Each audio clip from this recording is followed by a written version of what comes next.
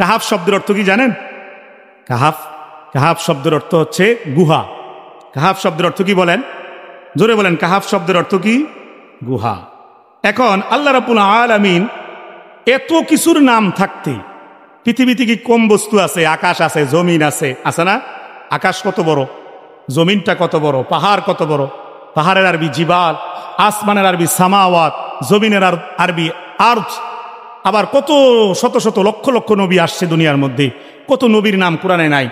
এরকম কোন নবীর নাম, পাহাড়ের নাম, আকাশের নামে সূরার নাম দিতে পারতেন? পারতেন কি পারতেন না? কথা বলেন একটু, পারতেন কি পারতেন না? কিন্তু আল্লাহ কেন একটা গুহার নামে একটা সূরার নাম দিলেন? নিশ্চয়ই তো কোনো কারণ আছে, ঠিক কিনা? আল্লাহ তো কোনো অহেতুক কথা বলেন না, বলেন? অবশ্যই কোনো কারণ ছাড়া আল্লাহ তাআলা এটার নাম গুহা, এত বড় একটা সূরা নাম দিলেন কি? কাহাফ, মানে বাংলাতে কি? গুহা। গুহা মানে বুঝেন তো? বড় বড় পাহাড়ের মাঝখানে এরকম কিছু ফাঁকা জায়গা থাকে, ছিদ্র থাকে, গর্ত থাকে, একটা মানুষ সেখানে দাঁড়াইতে পারে, বসতে পারে, এরকম একটা জায়গা। এটাকে বলা হয় কি? গুহা। যেমন নবীজি গারে হেরা, যেটার মধ্যে কোরআন নাজিল হয়েছিল, ধ্যান করতেন নবীজি প্রথম দিকে ইসলামের, সেটার নাম কি? গারে হেরা। কত উঁচা পাহাড়ে আমরা দেখে আসছি, আলহামদুলিল্লাহ, কত উপরে, ঠিক কিনা? অনেক উপরে কিনা? এগুলোকে কি বলে? গুহা। তা আল্লাহ তাআলা এই সূরার নাম দিলেন গুহা। এবার আসেন, এই সূরার নাম আল্লাহ কেন গুহা নামে নামকরণ করলেন, কাহাফ নামে নামকরণ করলেন?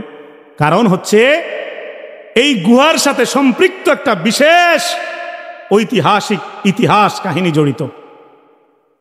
এই গুহার মধ্যে আল্লাহ তাআলার শ্রেষ্ঠ অন্যতম 7 জন বিশেষ বুজুর্গ এবং ঈমানওয়ালা, তাকওয়াওয়ালা, সাহসী বীর যুবক, 7টা যুবক একটা গুহার মধ্যে আশ্রয় নিয়েছিল, যার কারণে এটার নাম, যেই গুহাটা, এটার নামেই আল্লাহ সূরা দিয়ে দিলেন। সুবহানাল্লাহ।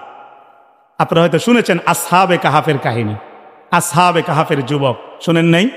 যাদের সাথে একটা কুকুরও ছিল, ছিল কি ছিল না? কথা বলেন না? হ্যাঁ।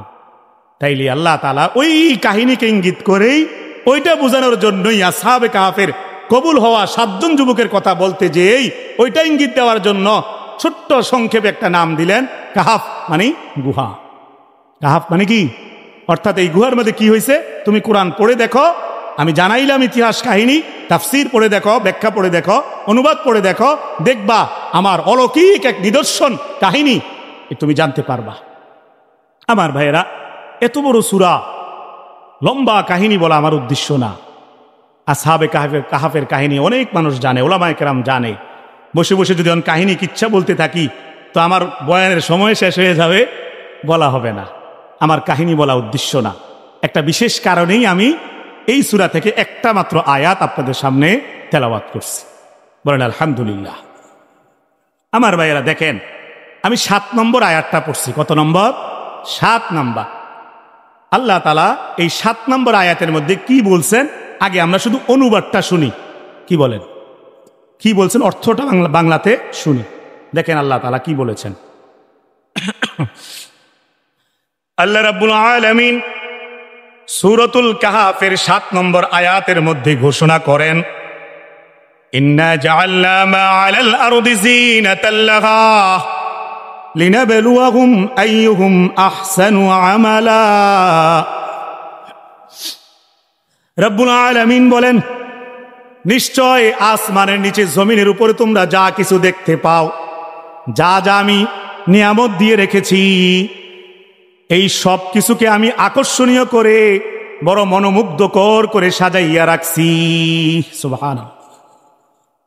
তবে এই আকর্ষণীয় বস্তুগুলো দেওয়ার পরে আমি কিন্তু এজন্য এগুলো আকর্ষণীয় করে বানাইছি, এগুলো দেওয়ার পরে আমার একটা উদ্দেশ্য আছে।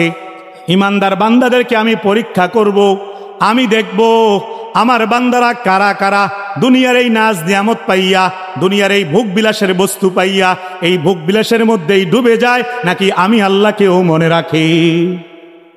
লিনাবলুয়াহুম আইয়ুহুম আহসানু আমালা। আল্লাহ বলেন, আমি পরীক্ষা করতে চাই, আমি দেখতে চাই আমার বান্দারা, তাদের মধ্যে, মানুষদের মধ্যে কারা উত্তম, কারা শ্রেষ্ঠ। এই নাজ নিয়ামত পাইয়া, এই আল্লাহর দেওয়া বিভিন্ন সৃষ্টি পাইয়া কারা দুনিয়া দুনিয়া করে আর কারা আখেরাত আখেরাত করে, আল্লাহ এটা দেখতে চায়। কথা বুঝতেছেন আমার ভাইয়েরা? একই রকম কথা আল্লাহ রাব্বুল আলামিন সূরা মুলুকের মধ্যেও বলছেন। রাব্বুল আলামিন সূরা মুলুকের 2 নম্বর আয়াতে বলেন, আল্লাযী খালাকাল মাউতা ওয়াল হায়াতা লিয়াবলুয়াকুম আইয়ুকুম আহসানু আমালা। আমি জীবন এবং মৃত্যু বানিয়েছি, মানুষকে জন্ম দিয়েছি এবং মৃত্যু দিয়েছি, এজন্য শুধু জন্ম এবং মৃত্যুর মাঝখানে মানুষটা দুনিয়ায় থাকা অবস্থায় কে কি কর্ম করে, কে কি ভালো কাজ করে, আইয়ুহুম আহসানু আমালা, উত্তম কাজ কারা করে, এটা পরীক্ষা করার জন্য আমি মানুষ বানাইয়া দুনিয়াতে প্রেরণ করে ছেড়ে দিয়েছি। কেন বানাইছেন আল্লাহ জীবন মৃত্যু? বলেন, জীবন মৃত্যু আল্লাহ কেন বানিয়েছে? আল্লাহ পরীক্ষা করার জন্য। এই হায়াতের অল্প একটু সময়, 20 বছর, 30 বছর, 50, 60, 70 বছরের এই ছোট্ট জীবনের মধ্যে কারা আল্লাহকে মানে, কারা আল্লাহকে মানে না, কারা রাসূলকে মানে, কারা রাসূলকে মানে না, কারা ইসলাম মানে, কারা মানে না, কারা কোরআন মানে, কারা মানে না, কারা ইসলামের পক্ষে, কারা ইসলামের বিপক্ষে, কারা উলামায়ে কেরামের পক্ষে, কারা উলামায়ে কেরামের বিপক্ষে, কারা সত্যের পক্ষে, কারা মিথ্যার পক্ষে, কারা ধোঁকাবাজির পক্ষে, কারা সত্যের পক্ষে। আল্লাহ এই সব কিছু দেখার জন্য শুধুমাত্র আমাদেরকে দুনিয়াতে পাঠিয়েছে। কারা ইসকনের সাথে সম্পর্ক রাখে মুসলমান হইয়া, আল্লাহ দেখতেছেন। কারা কয়টা টাকার জন্য, ক্ষমতার জন্য ইসলামী দলগুলোর সাথে সম্পর্ক রাখে না, ইসলামী দল নিয়ে কটাক্ষ করে, ইসলামী লেবাসদারী উলামায়ে কেরামের বিরুদ্ধে আওয়াজ তুলে, সমালোচনা করে, গীবত করে, লেখালেখি করে, বক্তব্য দেয়। আল্লাহ এটা দেখতে চায়, ঠিক কিনা বলেন? কারা জালেমদের পক্ষে, আল্লাহ দেখতে চায় কারা জালেমদের পক্ষে, স্বৈরাচারের পক্ষে, আর কারা সত্যের পক্ষে, ইনসাফের পক্ষে, আল্লাহর কোরআনের পাখিদের পক্ষে। আল্লাহ এটা দেখতে চায়। আল্লাহ দেখে সিদ্ধান্ত নেবেন, কিয়ামতের ময়দানে ফয়সালা দিবেন, কারা জান্নাতে যাবে, কারা জাহান্নামে যাবে, ঠিক কিনা? ফারীকুম ফিল জান্নাতি ওয়া ফারীকুম ফিস সাঈদ। আল্লাহ কোরআনে স্পষ্ট বলেছেন, একদল যাবে জান্নাতে, একদল চলে যাবে জাহান্নামে। এবং সূরা ওয়াকে আল্লাহ বলছেন, হে নাফরমান, হে অবিশ্বাসীর দল, হে মিথ্যাবাদীর দল, ইসলাম বিরোধী লোকেরা, কান খাড়া করে তোমরা শোনো। তোমরা মনে করছো উলামায়ে কেরাম কিয়ামতের কথা বলে বানাইয়া বানাইয়া? না, উলামায়ে কেরাম কবরের আযাবের কথা বলে বানাইয়া, কোরআন থেকে বলে তাও মানো না, কোরআন মানতে চাও না, মুসলমানের ঘরে জন্ম হইয়া নাস্তিক্যবাদীর পক্ষে থাকো। স্পষ্ট করে কান খাড়া করে শোনো। আল্লাহ সূরা ওয়াকিয়ার প্রথম 3 আয়াতে কি বলছে? আল্লাহ বলছে কিয়ামতকে অস্বীকার করতে পারবা না, অস্বীকার করতে পারো না। স্পষ্ট কথা আমার আল্লাহ বলেছেন, ইযা ওয়াকাতিল ওয়াকিয়া, যখন ঘটনাটি ঘটবে। তাফসীরের মধ্যে স্পষ্টভাবে এসেছে ঘটনা মানে, ঘটনা বলতে আল্লাহ কিয়ামত দিবসের কথা স্পষ্টভাবে বলেছেন। আল্লাহ বলতে চাইছেন যখন কিয়ামতের ঘটনাটা ঘটেই যাবে। লাইসালি ওয়াকাতিয়া কাযিবা, একটা মিথ্যাবাদী কিয়ামতের দৃশ্যটা দেখার পরে, ইসরাফিলের ফুৎকার দেখে জীবিত হয়ে জাগ্রত হওয়ার পরে, বিচারের মাঠ দেখার পরে, আল্লাহর বিচার দেখার পরে কেউ অস্বীকার করতে পারবে না। লাইসালি ওয়াকাতিয়া কাযিবা, সেদিন কোনো মিথ্যাবাদী থাকবে না। সেদিন ফেরাউন স্বীকার করবে, হ্যাঁ হ্যাঁ হ্যাঁ কিয়ামতের মাঠ তো দেখতেছি। নমরুদ স্বীকার করবে, হামান স্বীকার করবে, সাদ্দাত স্বীকার করবে, আবু জাহেল স্বীকার করবে, আবু লাহাব স্বীকার করবে, ইংরেজ ব্রিটিশ বেনিয়া যারা মুসলমানদের উপর, ভারতীয় উপমহাদেশের উপর জুলুম করেছে তারা স্বীকার করবে। বিগত 15 বছর যারা স্বৈরাচারী স্টাইলে মানুষের উপর অত্যাচার করেছে, উলামায়ে কেরামকে শিকল বাঁধছে, তারাও কিয়ামতের মাঠ দেখে সাথে সাথে মাথা নোয়াইয়া নফসি নফসি করতে করতে আল্লাহর বিচার দিবসকে স্বীকার করতে সেদিন বাধ্য হবে, বাধ্য হবে, বাধ্য হবে। কি বলে হবে কি হবে না? এখন যতই টিটকারি করো, এটি হুজুরের 200 টাকার মৌলবি, 500 টাকার মৌলবি, এটি কিতা নাউজুবিল্লাহ পড়েন, হুজুরের 200 টাকার মৌলবি। এই মিয়া কথা বলেন না কেন? ওলামায়ে কেরাম 200 টাকা মৌলবি। আপনি হয়তো 200 টাকা হাদিয়া দেন, কিন্তু আল্লাহর কাছে তার দাম কত? আল্লাহর কাছে আলেমদের দাম নাই? স্পষ্টভাবে আল্লাহ বলেছেন, ইন্নামা ইয়াখশাল্লাহা মিন ইবাদিহিল উলামা। আল্লাহ বলছেন, আসমানের নিচে জমিনের উপরে সবচাইতে বেশি যারা আমি আল্লাহকে ভয় করে, আমি আল্লাহকে চিনে বুঝে, তারা উলামায়ে কেরাম। তারা কারা? কই হাজী সাহেবের কথা তো কই নেই। হাজী সাহেব অবশ্যই ভালো, গাজী সাহেব ভালো, দান সৎকারী অবশ্যই ভালো, কিন্তু আসমানের নিচে জমিনের উপরে আল্লাহ বলছেন আমাকে যারা বেশি ভয় করে তারা আলেম। কোরআনের আয়াত দিয়ে বলছে। কারণ আলেম এত সহজে আলেম হয় নাই, বহু মানুষের দোয়া, ভালোবাসা, চেষ্টা, 12-14 বছরের মেহনতের ফলে কোরআন হাদিস ঘাটতে ঘাটতে পড়তে পড়তে ওযু করতে করতে মেহনত করতে করতে তাহাজ্জুদের জায়নামাজে চোখের পানি ফেলতে ফেলতে উলামায়ে কেরামের সামনে সবরের সামনে বসতে বসতে বসতে বসতে বহু মানুষের মাথার মধ্যে এরকম হাত বুলানো দেখতে দেখতে দেখতে দেখতে এরকম করতে করতে তিল তিল করে একটা আলেম আলেম হয়, এত সহজে না। আজকে সেই আলেমকে নিয়ে কটাক্ষ মিয়া, সেই আলেমকে তুমি 500 টাকা 200 টাকার মৌলবি কও। আল্লাহ অপমান করিয়া তোমাকে দুনিয়াবি যে দলে ঢুকছিলা, যেটার লেগে জীবন দিয়া লাইছ, যেই দলকে খুশি করতে যাইয়া তুমি আলেমদের বিরুদ্ধাচরণ করছ, তোমাকে সেই দল থেকে বাইর করে দিছে। হ্যাঁ, নাম জানেননি তার? জানেন না? হতে পারবেননি? হ্যাঁ, নাম কত সুন্দর, ফজল লরসুগাল্লু, কি সুন্দর না নামটা, মুসলমানের নাম, বাপে মনো বালা চাই নামটা রাখছিল।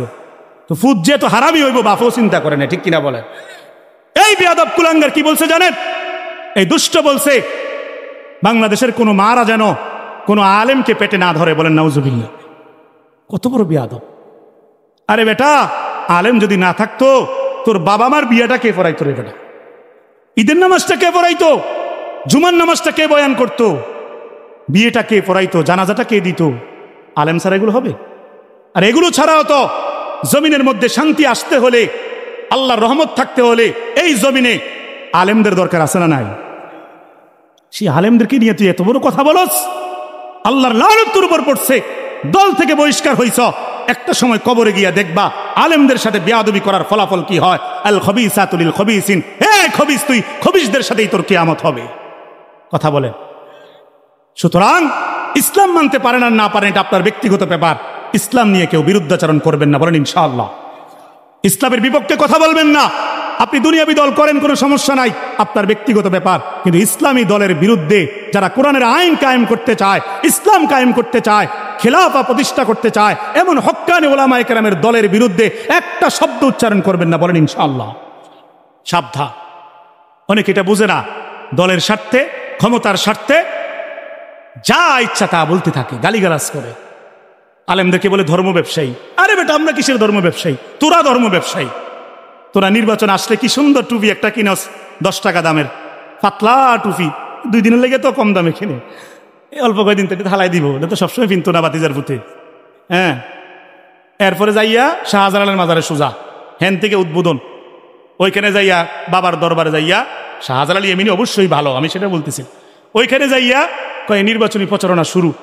কেউ কেউ তো আমরা বিগত সময় দেখছি মাথার মধ্যে কালো ফট্টি বাইন্দা তসবি লইয়া, আরে বাপরে, এমনি কোরআন শরীফ পড়ে ভোটের আগে। হ্যাঁ, আসরের নামাজ কয়বার? 3 বার পরে। জ্ঞান, আচ্ছা যাক, ওই কাকা বলতেছে আসরের নামাজ বলে 3 বার পরে। সব মসজিদে মসজিদে ঘুরে, পাঞ্জাবি গায়ের থেকে পরে না, পাঞ্জাবি বরাক আর না বরাক, গায়ের থেকে পাঞ্জাবি নামে না, টুপি খোলে না, ভোট পর্যন্ত, ভোটটা পর্যন্ত এত সুন্দর করে হাসে, বিশ্বাস করতেন না। মানে ফেরেশতার চেয়েও ভালো অভিনয় করতে পারে, মানে এ ফেরেশতার চেয়ে ভালো বোঝানোর চেষ্টা করে, ঠিক কিনা? এই কথা কন না কেন? আর এদের পিছনে পিছনে আমরা স্লোগান দেই, অমুক ভাইয়ের চরিত্র কি এর মতন, কি এর ফুলের মতন। আমরা জানি না এদের খবর, প্রায় সময় ধরা পড়তে আছে। বেহায়াপনা, অশ্লীলতা, নির্লজ্জতা, মদ, জুয়া, এরপরে নারী নিয়ে ফুর্তি, অসংখ্য ভিডিও নেটের মধ্যে ছড়ায় গেছে। এই বাটপার নেতাদের কথা বলেন, ঠিক কিনা? আগামী দিনে বাংলাদেশে ইসলাম বিরোধী কোনো নেতৃত্ব আসতে পারবে না যদি আপনারা সজাগ থাকেন, বলেন ইনশাআল্লাহ। এদেশ হবে কোরআনের দেশ, ইসলামের দেশ। রাজি আছেন তো ইনশাআল্লাহ? আমার ভাই, আমি প্রসঙ্গ থেকে লড়ে যাইতেছি বারবার। দেখেন, আমি বলতে চাইতেছিলাম যে আয়াতটা আল্লাহ কি বলছেন। আল্লাহ বলছেন, ইন্না জাআলনা মা আলাল আরদি যিনাতাল লাহা লিনাবলুয়াহুম আইয়ুহুম আহসানু আমালা। আমি তোমাদের জন্য দুনিয়াটাকে বড় চমৎকার ভাবে সাজিয়েছি। কেন? যেন আমি পরীক্ষা করতে পারি তোমাদের মধ্যে কর্মের দিক থেকে কে বেশি শ্রেষ্ঠ। কথা বোঝেন নেই? আল্লাহ তাআলা সূরা আল ইমরানের মধ্যে এরকম একটা আয়াত বলছেন, আর একটু বাড়াইয়া, এই 2টা ছেলে তোমরা কথা বলো কেন? এই দেখেন, এগো হালাত দেখেন, আসছো ভালো কথা, একটু লইরা বসো, কথা বলো না, মনোযোগ নষ্ট হয়ে যায়। পরীক্ষা দিতে রাজি আছি তো আমরা ইনশাআল্লাহ। তো এমনই এরকম আরো একটা আয়াত আল্লাহ তাআলা সূরা আল ইমরানেও বলছে। কি আয়াত দেখেন, আল্লাহ সেখানে বলেন, যুয়্যিনা লিন-নাসি হুব্বুশ শাহাওয়াতি মিনান নিসা ওয়াল বানিন ওয়াল কানাতিরিল মুকান্তরা মিনাজ যাহাবি ওয়াল ফিদ্দাহ ওয়াল খাইলিল মুসাওয়ামাতি ওয়াল আনআমি ওয়াল হারস যালিকা মাতাউল হায়াতিদ দুনিয়া ওয়াল্লাহু ইনদাহু হুসনুল মাআব। রব্বুল আলামিন সেই আয়াতের মধ্যে, আলে ইমরানের সেই আয়াতটির মধ্যে বলতেছেন, আমি দুনিয়ার কিছু বস্তুকে বড় আকর্ষণীয় করে বানাইছি। আল্লাহ বলেন, যুকিনা লিন্নাসি হুব্বুশ শাওয়াতি মিনান নিসা। আল্লাহ বলেন, মানুষের জন্য আকর্ষণীয় করে আমি অনেকগুলো বস্তু বানাইছি। এর মধ্যে সবচাইতে আকর্ষণীয় যেই বস্তু সেটা হচ্ছে মিনান নিসা, সেটার নাম হচ্ছে নারী। সেটার নাম কি? আল্লাহ নারীকে সবচাইতে আকর্ষণীয় করে বানাইছে। এজন্যই এই নারীর ফাঁদে পড়ে, এই নারীর আশায়, এই নারীর ধোঁকায় আজকের যুব সমাজ 24 ঘন্টা মোবাইল এমনে লারে। কথা বলেন, শুধু নারী, শুধু নারী, শুধু নারী।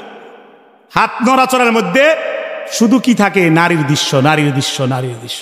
আর রাত যত গভীর হয়, সে যত নিচে নামতে পারে, নারীর সবচেয়ে নিকৃষ্ট জিনিস দেখার জন্য সে পাগল হয়ে যায়।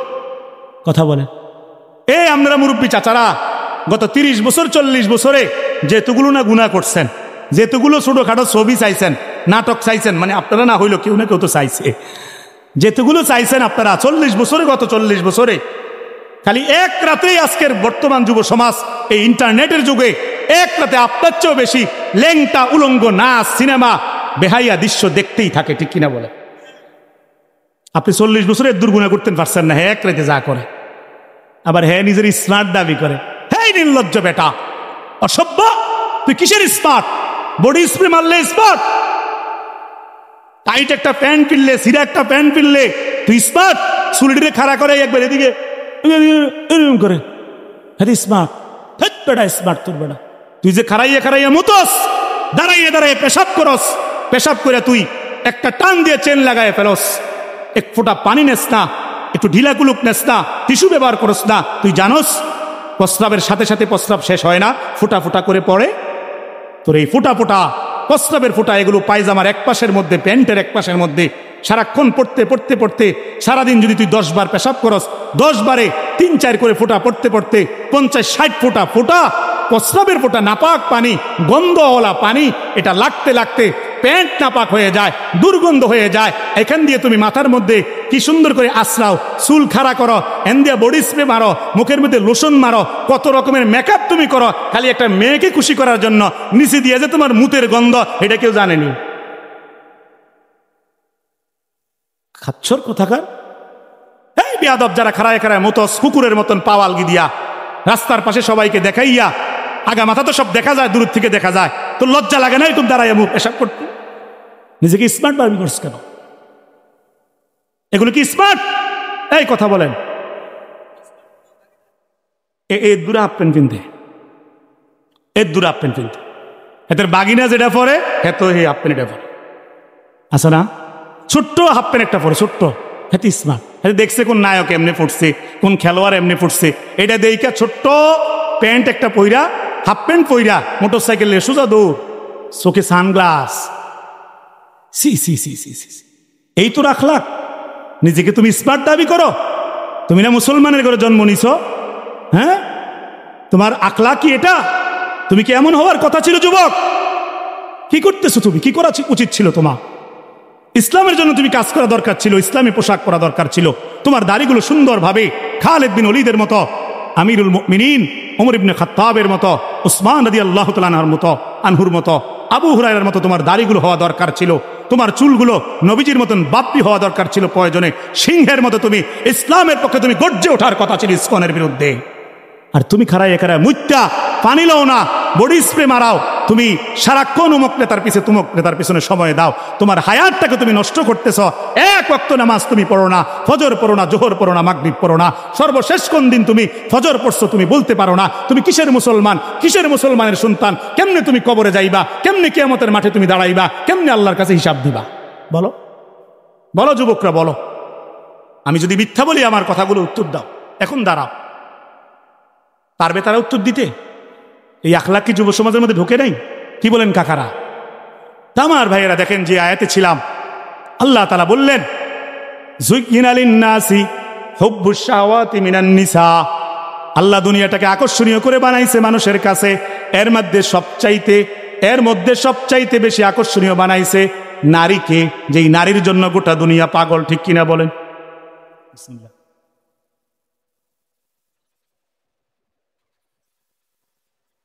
আমরাও কষ্ট হয়নি? কেডা আমরাও কষ্ট আমার নয় লাগে পানি খেয়েছি। আমার ভাইয়েরা, সবচেয়ে আকর্ষণীয় বস্তু কি? নারী। কি বলেন? নারী। কিন্তু আল্লাহ নারী যেরকম আকর্ষণীয় করে বানাইছে, আল্লাহ বলছে এই নারীর ফাঁদ থেকে, ফিতনা থেকে সাবধান। বলছে কি বলে নাই? এদের চক্রান্ত মারাত্মক, শয়তানের থেকেও বেশি চক্রান্ত এরা জানে। প্রেমের নামের, অবৈধ ভালোবাসার নামের তোমাকে ছলনার ফাঁদে পেলে, পরকীয়ার ফাঁদে পেলে তোমার জীবনটাকে নিঃশেষ করে দিবে, আখিরাতটাকেও ধ্বংস করে দিবে। সুতরাং হালাল বিবি যদি থাকে তোমার, তার সাথে তুমি যা ইচ্ছা, যেভাবে ইচ্ছা হালাল বৈধ পন্থায় তুমি মিলন করতে পারো, তুমি থাকতে পারো, কোনো নিষেধ নাই। হালাল বৈধ স্ত্রী আল্লাহ জায়েজ রাখছেন কি রাখে নাই? একটা না 4টা, কথা কন না? চাইলে কেউ 4টাও করতে পারে। এ কথা কইলে আবার মা চাষিরা আমরা দৌড়ানি দিব, হুজুরে বেজার লাগাইতেছে আমরা সংসারে। না, 4টা করতেন বলে আমি কইতেছি না। যদি কারো সমস্যা বেশি হয়, বেশি দরকার লাগে, 4টা পর্যন্ত করতে পারে, ঠিক কিনা বলে? তাহলে আল্লাহ 4টা নারীকে হালাল রাখছে একই টাইমে, একই সাথে একজন পুরুষের জন্য। আর কয়টা লাগে? কেন তুমি আরেকজনের বউয়ের দিকে নির্লজ্জ বেহায়ের মতো রাস্তার পাশে দাঁড়ায় থাকো, তাকায় থাকো? প্রাইমারি স্কুলের সামনে, হাই স্কুলের সামনে কেন চুলরেলা রাদিয়া মাইয়ার জন্য অপেক্ষা করো? তোমার লজ্জা লাগে না? তোমার জন্য কি আল্লাহ কোনো পথ রাখে নাই? রাখছে কি রাখে নাই? আবার যদি তুমি এগুলোকে হেফাজত করতে পারো, কন্ট্রোল করতে পারো জীবনটাকে, তাই আল্লাহ বলছে যদি জান্নাত পর্যন্ত পৌঁছে যেতে পারো, অগণিত অসংখ্য আমি হুর, যেই হুর থুতু ফেললে সমস্ত সাগরের পানি মিষ্টি হয়ে যাবে। সুবহানাল্লাহ। মুক্তার দানার মতো সূরা ওয়াকিয়া আছে, ওয়াহুরুন আইন কামসালিল লুলুইল মাকনুন। এত সুন্দর হুর। সূরা রহমানে আছে লামিয়াতুমি সুন্নাহ ইনসুম ক্বাবলাকুম ওয়ালা জান, যাদেরকে জিন ইনসান কেউ স্পর্শ করে নাই। একদম ইনটেক, একদম অত্যন্ত সুন্দরী, যারা 70টা কাপড় পরলেও ওই কাপড়ের উপর দিয়েও পায়ের যে ভিতরের যে বা হাতের যে রগের যে মানে উঠানামা, রক্ত চলাচল দেখা যাবে, এতটা সুন্দরী হবে। তুমি সেগুলো পাওয়ার জন্য পাগল হয়ে ইসলামের জন্য কাজ করা দরকার। আর না সারাদিন এক মোবাইল পাইছ, মোবাইল কি তুমি জিন্দিগি বানাইছ। হায় আফসুস যুবক, তোমার জন্য শুধু আফসুস ছাড়া কিচ্ছু বলার নাই। আমার ভাই দেখেন, আলোচনা লড়ে যাইতেছে বারবার। তাইলে আল্লাহ তাআলা দুনিয়াকে আকর্ষণীয় করে যে বানাইছে, এর মধ্যে একটা হলো কি? নারী। 2 নম্বরে আল্লাহ তাআলা বলেন ওয়াল বানিন, সন্তান সন্ততি। ছেলে মেয়েকেও আল্লাহ তাআলা মহব্বত করে, আপনার প্রতি মহব্বত রাখছে ছেলের, আবার আপনাকেও আল্লাহ তাআলা ভালোবাসা দিয়েছে ছেলেকে দেখাশোনা করার। কিন্তু এর মানে এই না ছেলে মেয়েকে দেখতে যাইয়া হালাল হারামের বাস বিচার করবেন না, বৈধ অবৈধ দেখবেন না। জেন দিয়া টাকা আসে, হেন দিয়ে আর ঢুকাই দিবেন, সুদেও নিবেন, ঘুষেও নিবেন, হ্যাঁ দুর্নীতিতেও নিবেন। দোকানের মধ্যে 30 বছর ধরে চিটারির টাকা গুনবেন আপনি, এটা আল্লাহ বলছে? পুত্রে খুশি করার জন্য, ভালো খাবারের জন্য, ভালো একটা বাড়ি করার জন্য আপনি যা ইচ্ছা তা ইনকাম করবেন, আল্লাহ অনুমতি দিছে? তো সন্তানের মহব্বত কে দিছে? আল্লাহ। কিন্তু এর মানে এই না সন্তানকে খুশি করতে গিয়ে, বিবিকে খুশি করতে গিয়ে, একটা ভালো বাড়ি করতে গিয়ে যা ইচ্ছা তা কামাই করবেন, হালাল হারাম মানবেন না, এই অনুমতি আল্লাহ দেয়। রব্বুল আলামিন এর পরে বলেন ওয়াল কানাতিরিল মুকান্তরাতি মিনাজ যাহাবি ওয়াল ফিদ্দাহ, আল্লাহ বলেন গচ্ছিত স্বর্ণ মুদ্রা, স্বর্ণ রূপা, এগুলোর প্রতিও আমি আল্লাহ তাআলা মানুষের জন্য আকর্ষণ দিয়ে দিয়েছি। স্বর্ণ রূপাকে মানুষ অনেক ভালোবাসে। অনেক দামি জায়গার মধ্যে, ব্যাংকের লকারে, আলমারির চিপার মধ্যে মহিলারা স্বর্ণ গয়নাগুলো সর্বশেষ গোপন জায়গায় তালা মাইরা লুকায়া রাখে, ঠিক কিনা বলেন? কারণ এগুলোর প্রতি ভালোবাসা দিয়েছেন কে? আল্লাহ। এগুলোর প্রতি ভালোবাসাও দিয়েছেন, আবার এগুলোকে দিয়ে আল্লাহ পরীক্ষার মধ্যেও ফালাইছেন। বৈধভাবে যদি আপনি 1 ভরি স্বর্ণ কিনেন, ঘরের মধ্যে রাখেন, আল্লাহ বলছেন হালাল। আর অবৈধ উপায়ে চুরি করে, ডাকাতি করে, ছিনতাই করে যদি 100 ভরি স্বর্ণ ঘরের মধ্যে রাখেন, সম্পূর্ণটা হারাম, ওইটার জন্য জাহান্নাম, ঠিক কিনা বলেন?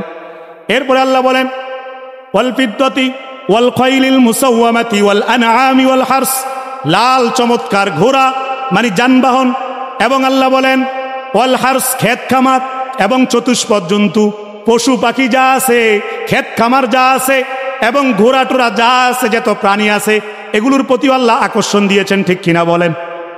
আপনারাই বলেন দেখি, মনে করেন একজনের ক্ষেতের মধ্যে আরেকজনের ছাগল এসে ঢুকছে, ঢুকে ক্ষেত খাইয়ে ফেলছে এক পাশের। এই ছাগলকে যদি ক্ষেতওয়ালায় দেখে একটা দৌড়া নিজে দিবে, অবস্থাটা কি হবে কন্ত? দৌড়াইতে দৌড়াইতে ছাগলের মালিকের বাড়ির যাইয়া বিশাল কাজ্জা লাগে, ঠিক কিনা বলেন? একটা মুরগির জন্য, হাঁসের জন্য 2 গ্রামে ঝগড়া হয়, এরকম জেলাও বাংলাদেশের ওই দিকে আছে, কোম্পানিগঞ্জের পরে, সিলেটের আগে কোম্পানিগঞ্জের পরে, নাম জানেননি? হ্যাঁ, বাড়িয়া শেষে দিয়ে নামটা শুরু দিয়া বি, ও মা গো মা, একটা সিঙ্গারা খাওয়া লইয়া পর্যন্ত 2 গ্রামে টেডা লইয়া মারামারি। আল্লাহ এদেরকে হেদায়েত দেখ বলে না। আমি সামনে আমার মাহফিল 2-3টা ওইদিকে আছে, এই বয়ান শুনলে আমার হয়তো বানবো, একেবারে আমি বদনামি করছি। তো আমার ভাই, জমির প্রতি মহব্বত, সম্পদের প্রতি মহব্বত কে দিয়েছেন? পশু পাখির প্রতি ভালোবাসা কে দিয়েছেন? কিন্তু আল্লাহ বললেন এরপরে, যালিকা মাতাউল হায়াতিদ দুনিয়া, এগুলো পার্থিব বস্তু, দুনিয়ার ক্ষণস্থায়ী জিনিস, আজ আছে কাল নাই, মরে গেলে শেষ। নিতে পারবেন জায়গা? 2-1 কানে নিতে পারবেন? পারতেন না। এজন্য আল্লাহ বলছেন এগুলো সম্পূর্ণ ধোঁকা, দুনিয়ার এই বস্তুগুলো সম্পূর্ণ ধোঁকা, সামান্য জিনিস, সামান্য জিনিস। কিন্তু আল্লাহ এরপরেই বললেন, আল্লাহু ইনদাহু হুসনুল মাআব, আমি আল্লাহর কাছেই আছে সবচাইতে উত্তম আশ্রয়স্থল, মানে জান্নাত। সুবহানাল্লাহ। দুনিয়ার ক্ষেত খামার বাড়িঘর এগুলো অল্প কয়েকদিনের, কিন্তু আল্লাহর কাছে সবচাইতে দামি উত্তম জায়গা জান্নাত আছে। কথা বোঝেন নাই? সুতরাং সেই জান্নাতের জন্য আখিরাতের ফিকিরে দুনিয়াতে এই পরীক্ষা দেওয়া, মানে নামাজ পড়া, রোজা রাখা, হজ করা, অবৈধ কিছু না করা, মিথ্যা না বলা, ধোঁকাবাজি না করা, চিটারি না করা, বাটপারি না করা, ইসলাম বিরোধী দলের সাথে সম্পর্ক না রাখা, কয়টা টাকার জন্য, এই সব কিছু করা দরকার আছে না নাই? তাইলে আল্লাহ খুশি হয়ে জান্নাত দিবেন। ছোটখাটো গুনাহ থাকলে আল্লাহ চোখের পানি ফেললে গুনাহগুলো ঝরাইয়া দিবেন, জান্নাতে প্রবেশ করাইয়া দিবেন। কিন্তু আপনার দিলটা আল্লাহ তাআলা দেখতেছেন, দেখেন কি দেখেন না? আলাম ইয়ালাম বিআন্নাল্লাহা ইয়ারা, আল্লাহ বলেন বান্দা তোমাকে আমি 24 ঘন্টা দেখতেছি, তুমি কি মনে করছো? তো আমার ভাই, আমার একটা কাজও আছে, একটু পরে যাচ্ছি আমি, আমার হাতে সময় আছে। হ্যাঁ আমার ভাইয়েরা, যেই সূরাটা আমি তেলাওয়াত করছি আজকে আমার জুমার মসজিদ বাগানবাড়ি চান্দিনা, সেখানেও আমি এই সূরার উপরে কিছু কথা বলছিলাম, অল্প কিছু কথা, 2-1টা কথা শুধু আরেকটু বলি, তারপর আরো একটা বিশেষ আলোচনা আমার আছে, কথা আছে, বিষয় আছে। আমার ভাইয়েরা দেখেন, যেই সূরাটা পড়লাম সূরাতুল কাহাফ, এটার কয়েকটা ফজিলত বলি যেন আপনারা এটা পড়ার জন্য উদ্বুদ্ধ হন। প্রিয় ভাইয়েরা আমার, আল্লাহর হাবিব সাল্লাল্লাহু আলাইহি সাল্লাম সূরা কাহাফের চমৎকার অনেকগুলো ফজিলত বলছেন, আমি সংক্ষেপে শুধু বলে ফেলতেছি 2-4 মিনিট আগে এগুলো। আমার ভাইয়েরা, আল্লাহ রাসূল বলছেন কেউ যদি শুক্রবার দিন, আজকে শুক্রবার কিনা, শুক্রবার দিন সকালবেলা বা জুমার আগে আগে সূরা কাহাফটা তেলাওয়াত করে নেয়, দেখে দেখে পড়ুক, মুখস্থ পড়ুক। আমাদের মাদ্রাসার ছাত্ররা নিয়মিতই পড়ে শুক্রবারে, তারা তো সারা বছরই পড়ে, প্রতিদিনই পড়ে সূরা ইয়াসিন, মুলুক, ওয়াকিয়া। হ্যাঁ আচ্ছা ঠিক আছে, আলোচনা তারা প্রতিদিনই পড়ে। আমার ভাইয়েরা, সূরাতুল কাহাফ রাসূল বলেন যদি কেউ শুক্রবারে সপ্তাহে 1 দিন মাত্র তেলাওয়াত করে, 1 জুমা থেকে নিয়ে আরেক জুমা, 1 জুমা থেকে নিয়ে আরেক জুমা কয়দিন? 1 দিন নেই, 1 সপ্তাহ। মাশাআল্লাহ, খেয়াল করেন, 1 সপ্তাহ আল্লাহ তাআলা তাকে সমস্ত বিপদ থেকে, ফিতনা থেকে আল্লাহ নিজ দায়িত্বে হেফাজত করবেন। আর জোরে কন্যা সুবহানাল্লাহ। এত দামি একটা সূরা পড়ার দরকার আছে না নাই? প্রিয় ভাইয়েরা, রাসূল আরো বলেন, আমি সংক্ষেপে বলে ফেলতেছি, রাসূল আরো বলছেন যে ব্যক্তি সূরা কাহাফ শুক্রবার দিন তেলাওয়াত করবে, আল্লাহ তাআলা আসমান জমিনের মাঝখানের পুরা জায়গা পরিমাণ ভরপুর নূর সওয়াব তার আমলনামায় লিখে দেন। কত দামি! শুধু তাই না, রাসূল বলেন যদি সেই সূরা কাহাফ 1 সপ্তাহে পড়ছে, মাঝখান দিয়ে যদি কোনোদিন দাজ্জাল, নাম শুনছেন কিনা, যদি দাজ্জাল আগমনও করে, তাইলে দাজ্জাল কত রকমের ফিতনায় মানুষকে ফালাবে, ঈমান হরণ করবে জানেন তো? সেই দাজ্জালের ফিতনা থেকে আল্লাহ নিজ দায়িত্বে ওই বান্দাকে, যে সূরা কাহাফ পড়বে শুক্রবারে, যে কোনো দিন দাজ্জাল আসলেও আল্লাহ সেই বান্দাকে দাজ্জালের সকল ফিতনা থেকে বাঁচাবে। সুবহানাল্লাহ কোন। এরপরে দেখেন, আল্লাহ রাসূল বলছেন সূরা কাহাফ যে তেলাওয়াত করবে, এটা তার জন্য দুনিয়া আখিরাতে আলো হবে, আলো। সুবহানাল্লাহ। কিভাবে? আখিরাতে সে সূরা কাহাফের আলো দিয়া পুলসিরাতের যেই পুল, যেটা চুলের চেয়েও চিকন, হীরার চেয়েও ধার, আল্লাহর সেই বান্দা যে সূরা কাহাফের তেলাওয়াতকারী, সেই চিকন রাস্তাটা যেটা 30,000 মাইল পথ, কত হাজার, 30,000 মাইল পথ, 30,000 বছরের রাস্তা, অনেক লম্বা, এবং সেটা একদম অন্ধকার জায়গা, একেবারে চিকন রাস্তা, কারো পক্ষে এটা পার হওয়া সম্ভব না যদি ঈমান না থাকে। বেঈমান তো প্রথমেই শেষ, জাহান্নামে পড়ে যাবে। ঈমানদার পার হইতে গেলেও কেউ কেউ পড়ে যাবে, কারণ সেই চুলের চেয়ে চিকন, হীরার চেয়ে ধারওয়ালা পুলসিরাতের পুলের পাশেই কিন্তু জাহান্নামের আংটা, যেগুলো পায়ের মধ্যে টান দিয়া জাহান্নামে ফেলে দিবে, এরকম আংটা থাকবে, বলেন নাউজুবিল্লাহ। যার ইমানের তেজ যেত, সেই তার তেজ দিয়া এই রাস্তা দ্রুত পার হয়ে যাবে। সুবহান। কেউ বিজলির গতিতে, বিজলি যেখানে চমকায় না, কয় সেকেন্ড লাগে, 1 সেকেন্ডও লাগে না, এত দ্রুত কেউ কেউ পার হবে। কিন্তু পার হইতে হবে সবাইকে, নবী, রাসূল, সাহাবী সবাইকে। ইমানদার হইলে কেউ কেউ পার হবে ঘোড়া দিয়ে গতির মতন, কেউ আরেকটু স্লো, কেউ হেঁটে হেঁটে কষ্ট করে পার হবে। কিন্তু এই জায়গাটা যে অন্ধকার, এখানে আল্লাহ কোনো আলো রাখবেন না। কি রাখবেন না? এই যে এখানে আলো আছে না নাই? আছে। এটা বন্ধ করে দিলে অন্ধকার হয়ে যাবে না? অন্ধকার হলে কেমনি চলবেন? মোবাইল বা জ্বালাইবেন, ওইখানে কি মোবাইল থাকবে নি? হ্যাঁ, যুবকদের মোবাইল থাকবে? থাকবে না।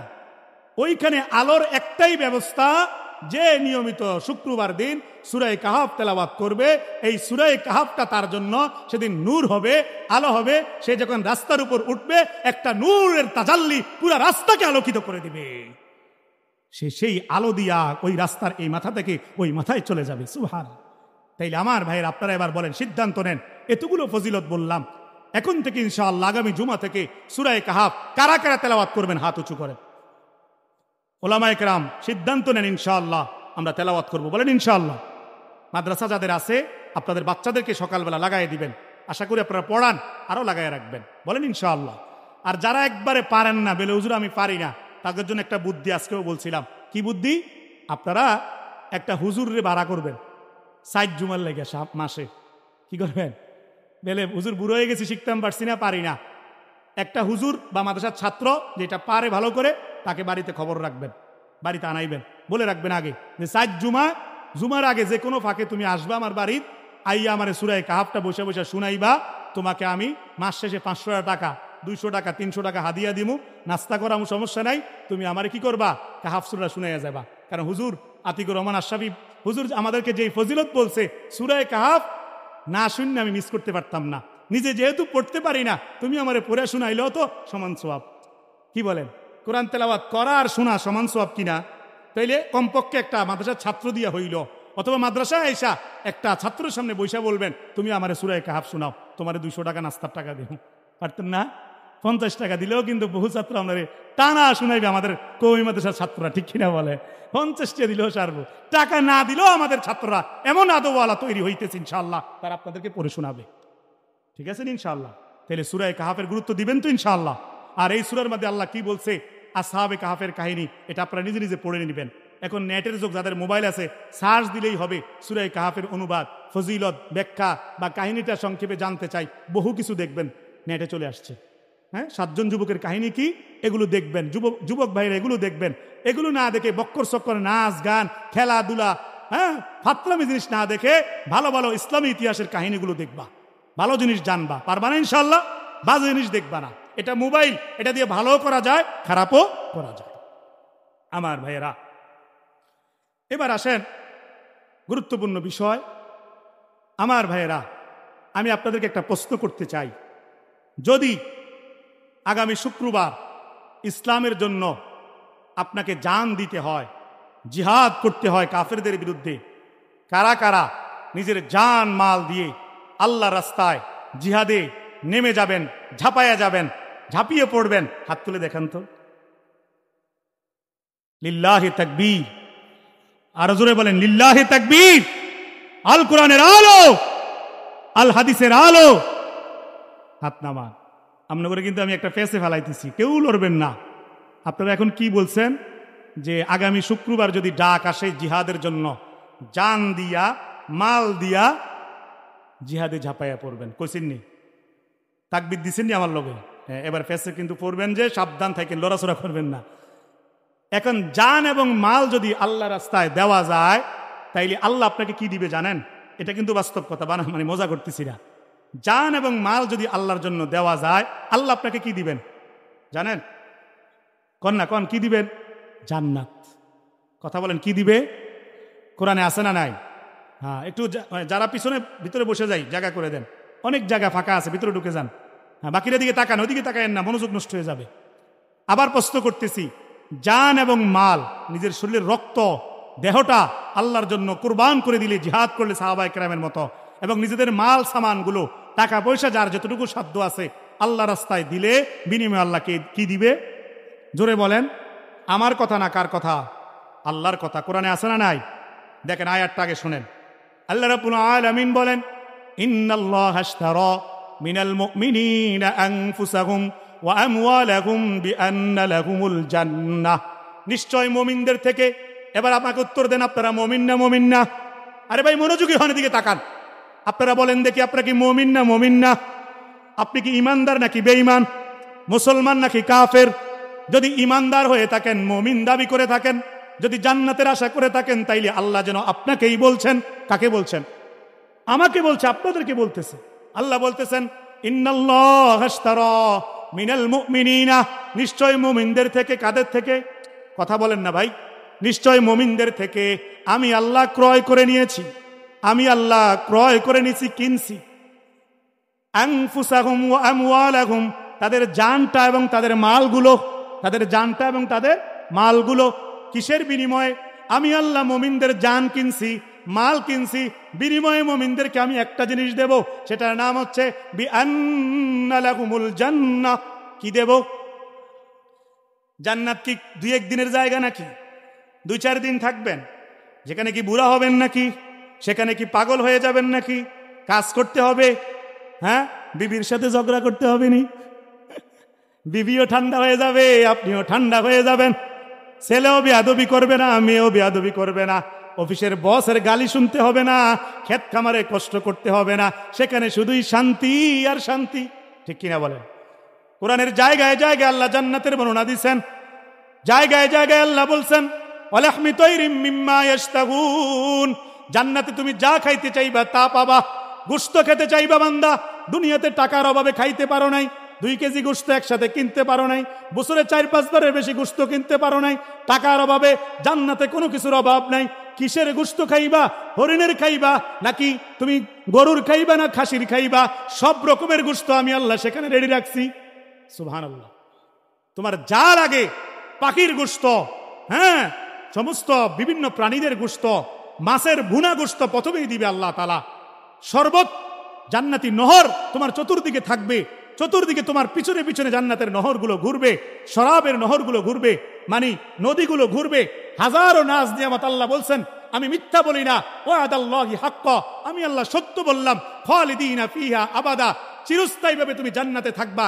সেই জান্নাতে যাইতে হলে তোমাকে জানটা আমার জন্য দিতে হবে, মালটাও। জোরে কোন, এমন দিয়ে আসতে কোন, মালটাও। শুধু জান্না মাল সহ, জান্না মাল সহ। আমার ভাইয়েরা, আমাদের দেশে একটা সমস্যা কি, জান দিতে কইলে লক্ষ লক্ষ মানুষ পাওয়া যায়, মাল দিতে কইলে হাজারও পাওয়া যায় না। বাস্তব না বাস্তব? সাহাবায়ে কেরাম কি এমন ছিলেন? জোরে কথা কন না ভাই। আরে দেন বা না দেন সমস্যা নাই, ভাগ্যেন না কেউ, আল্লাহর কাছে কেউ লড়বেন না। দেন বা সামান্য কত কালেকশন করবো, বুঝে এলেছেন আপনারা। আমি কালেকশন করি না, ওই পারিও না, ওই হুজুরও না, এমনি বয়ান করি। আমার বড় ভাইকে আপনারা চেনেন, আনিসুর রহমান আশরাফি দামাত বারাকাতুহুল আলিয়া, হ্যাঁ, সারা বাংলাদেশে ওনার জনপ্রিয়তা, বয়ান করে আলহামদুলিল্লাহ। ঠিক কিনা? হ্যাঁ, হুজুরের জন্য তারা চাইছিল, অনেক চেষ্টা, আমিও চেষ্টা করছি, দেরিতে যোগাযোগ করছে, হুজুরের ডেট খালি নাই, সামনে আসার জন্য চেষ্টা করব আমরা, হুজুরকে বলবো। আমার ভাইয়েরা, তাইলে আমি আসলাম আপনাদের সামনে।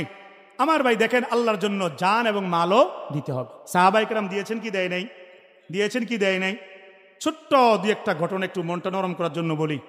আমার ভাইয়েরা, উসমান রাদিয়াল্লাহু তাআলা আনহু একবার এক যুদ্ধের জন্য আল্লাহ রাসূল মাল চাইছে, মাল, জান না মাল। যুদ্ধে গেলে তো জান দিতেও হইতে পারে, মাল তো আগে লাগে। যুদ্ধের কত খরচ, ঠিক কিনা? এই মাহফিলটার কত খরচ আছে না নাই?